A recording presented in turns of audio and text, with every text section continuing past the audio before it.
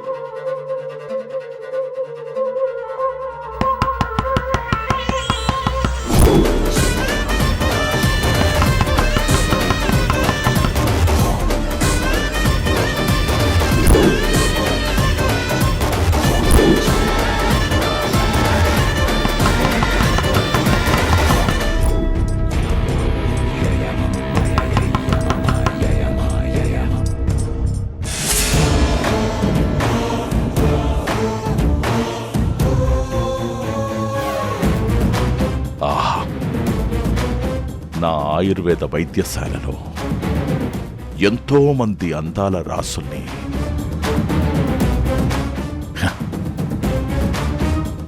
ఈ మంచె చూసింది. కానీ నీలాంటి అతిలోక సుందరిని మొదటిసారి చూసి ఈ మంచే పులకరించిపోతుంది ప్రియా.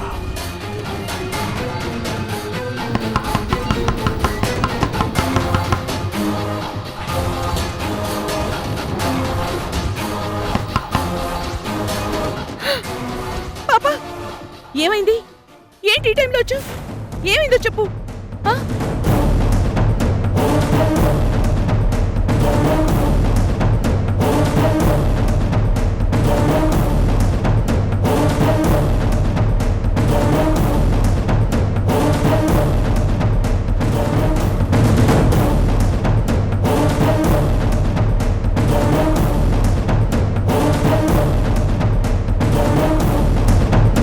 ఏం చెప్తున్నావు పాపా? ఈ టైంలో ఎందుకు ఇక్కడికి వచ్చావు? ఏంటమ్మా?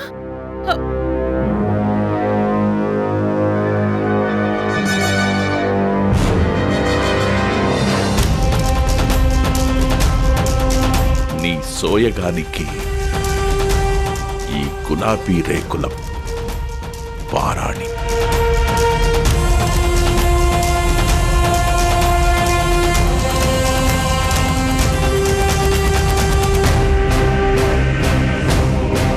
నువ్వేం చెప్తున్నావో అర్థం కావట్లేదమ్మా. అరే పాప ఎక్కడికమ్మా? అరే ఎక్కడికమ్మా? ప్రియానా? ప్రియా? ప్రియా? ప్రియా? ఏంటి?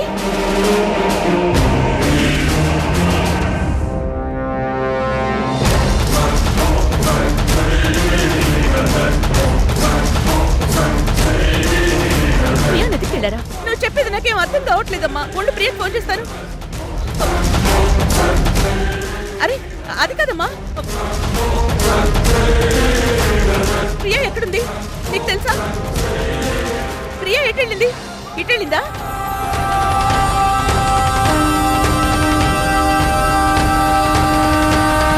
ఏంటి పాపా, ప్రియా ఇటువైపు వెళ్ళిందా?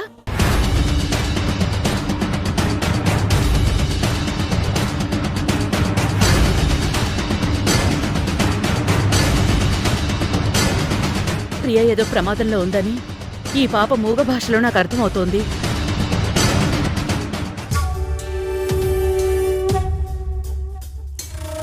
ప్రియా?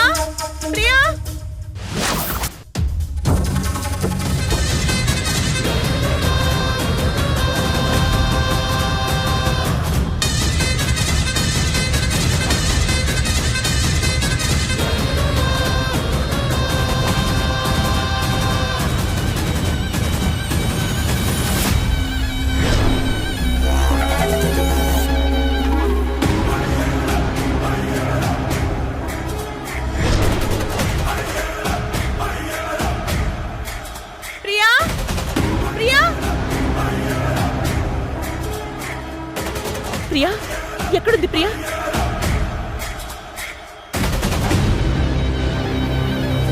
ప్రియా? అయ్యో పాపా, అయ్యో నీకేం దెబ్బలు తగలేదు కదా?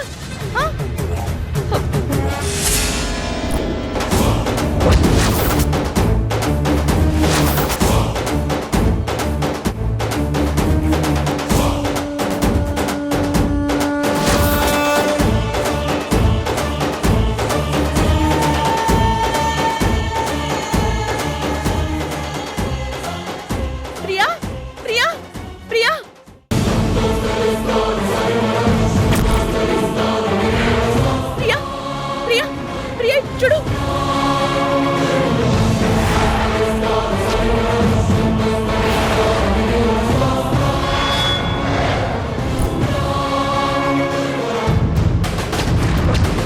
ప్రియా? ప్రియా? ప్రియా?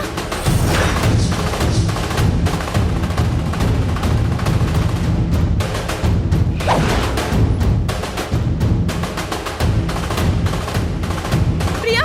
ప్రియా అసలు ఏమైంది నీకు? లే ప్రియా. నేను కోరిన పుట్టిన స్త్రీలలో మొదట మిస్ అయింది ఇదే. వదలను. ప్రియా లే.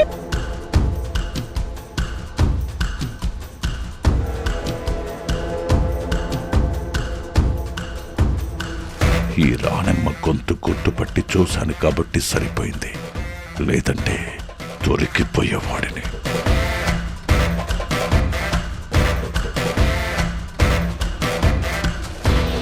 ప్రియా ప్రియా లే లే. అత్తయ్య, ప్రియా అత్తయ్య.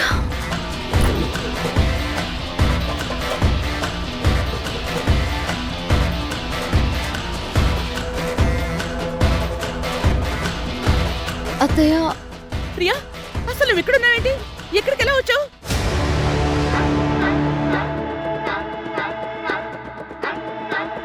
ప్రియా నేనెంతసేపటి నుంచి అరుస్తూ నిద్ర లేపుతుంటే ఉలకవు పలుకువ ఏంటి? అసలేమైంది నీకు? అంత మొద్దు నిద్రలో ఉన్నానా? నాకు కొంచెం మత్తుగా ఉంది అత్తయ్య. మత్తుగా ఉందా?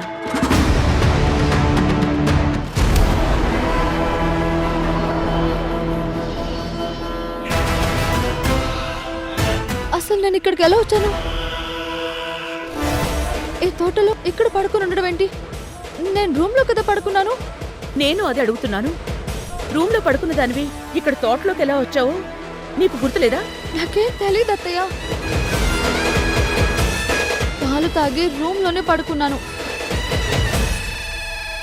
తర్వాత ఏం జరిగిందో నాకు తెలీదు. అంటే నీకసలేం గుర్తులేదా ప్రియా? ఆహా, నాకు నువ్వు నిద్ర లేపే వరకు నాకేం గుర్తులేదు అత్తయ్య. నువ్వేదో ప్రమాదంలో ఉన్నావని పాపొచ్చి పాప పాప పాప పాప పాప ఎక్కడున్నావు? పాప ఎవరత్తయ్య? పాప నువ్వు ముందు దిగి చెప్తాను. రా రా, జాగ్రత్త.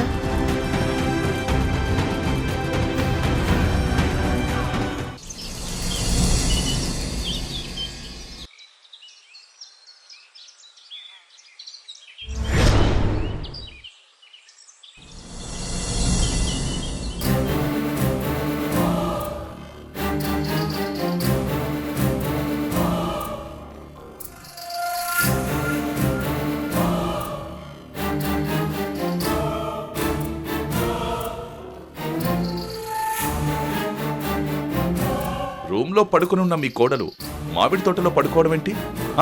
చాలా విచిత్రంగా ఉందే. తనక్కడికెళ్ళి ఎలా పడుకుందో తర్వాత ఆలోచిద్దాం.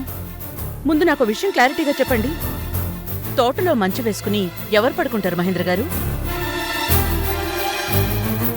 ఓబులేషు, తోటలో మంచం వేసుకుని ఎవరు పడుకుంటారు? ఇప్పటి వరకు ఈ విషయం నా దృష్టికి రాలేదు. అయ్యా, అది నసుగుతున్నావేంటి? సమాధానం చెప్పు. అయ్యగారు, మన ఇంటికి ఆయుర్వేద క్షేత్రానికి ఓ 10 మంది దాకా సెక్యూరిటీ వాళ్ళు ఉంటారు. నేను తోటలో మంచి గురించి అడుగుతున్నాను, నువ్వు సెక్యూరిటీ వాళ్ళ గురించి చెప్తున్నావేంటి? అదేనయ్యా, నన్ను పూర్తిగా చెప్పనివ్వండి. ఆ సెక్యూరిటీ వాళ్ళు డే అండ్ నైట్ డ్యూటీ మారుతారు. డే షిఫ్ట్ వాళ్ళకి ఒక్కోసారి నిద్ర ముంచుకొస్తే ఇంటికి వెళ్లకుండా తోటలోనే పడుకుంటారు.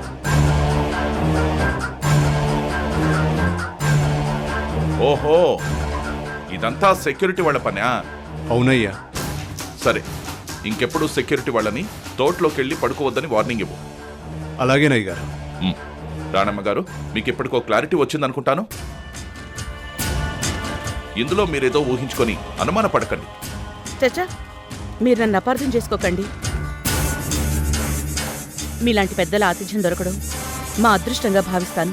మా ఆయుర్వేద క్షేత్రానికి చికిత్స కోసం వచ్చిన వారికి కానీ వాళ్లతో పాటు వచ్చిన బంధువులకు కానీ ఎలాంటి చిన్న అసౌకర్యం కలగకుండా మా కన్న బిడ్డల్లా చూసుకుంటాం.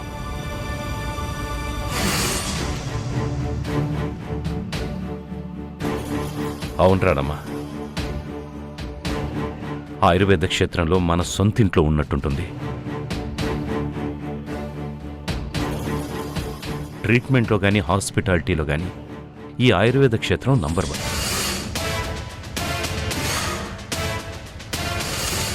నిజమేనండి. కానీ ప్రియ తోటలోకి ఎలా వెళ్ళింది? అసలు ప్రియని ఏం చేద్దామని అక్కడికి తీసుకెళ్ళుంటారు?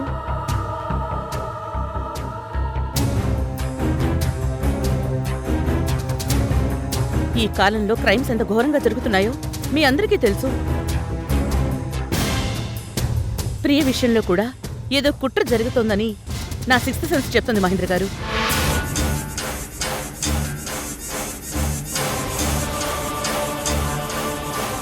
ప్రియ విషయంలో కూడా ఏదో కుట్ర జరుగుతోందని నా సిక్స్త్ సెన్స్ చెప్తుంది మహేంద్ర గారు.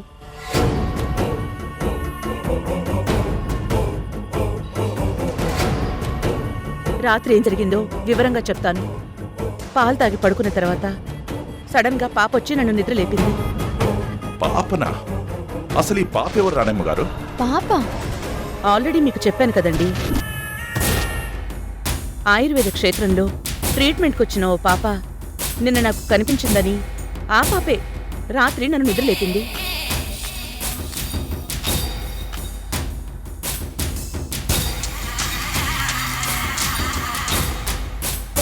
ఆ పాపకి మాటలు రావు, మూగ పాప.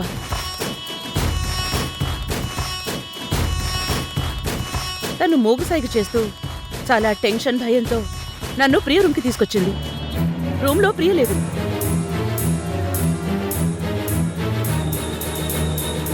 కృష్ణ రూమ్కెళ్తే తను మత్తుగా పడుకునున్నాడు. కృష్ణని ఎంత అదిలించినా తను లేవలేదు. అప్పుడే నాకేదో కీడు జరగబోతుందనిపించింది. పాప ఏం చెప్తుందా అని అర్థం చేసుకోవడానికి ప్రయత్నించాను.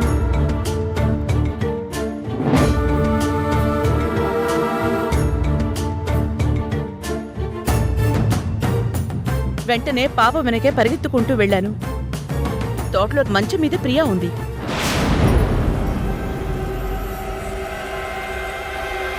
కృష్ణలాగే ప్రియ కూడా స్పృహలో లేదండి. ఒకవైపు కృష్ణ స్పృహలో లేడు, ఇంకోవైపు ప్రియా స్పృహలో లేదు. అంటే దాని అర్థం ఏంటి మహేంద్ర గారు? అమ్మా, పాలు తాగాక నాకు బాగా నిద్ర పట్టింది. అత్తయ్య, నాకు కూడా పాలు తాగాక నిద్ర వచ్చేసింది.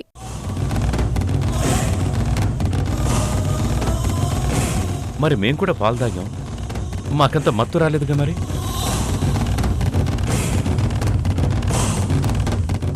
ప్రియా, మీరు పాలు ఎన్ని గంటలకు తాగారు?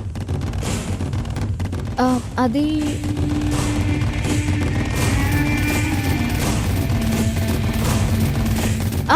గుర్తొచ్చింది, 11 గంటలకి. కృష్ణ, నువ్వేనిటికి తాగావు? నేను ఆల్మోస్ట్ అదే టైంకి తాగానమ్మా. అంటే పాలలో ఏమైనా మత్తు పదార్థం కలిసి ఉంటుందా మహేంద్ర గారు?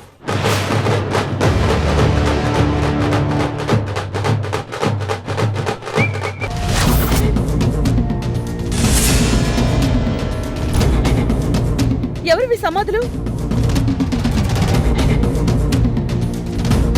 ఇద్దరిని చంపేశారా? ఎవరు?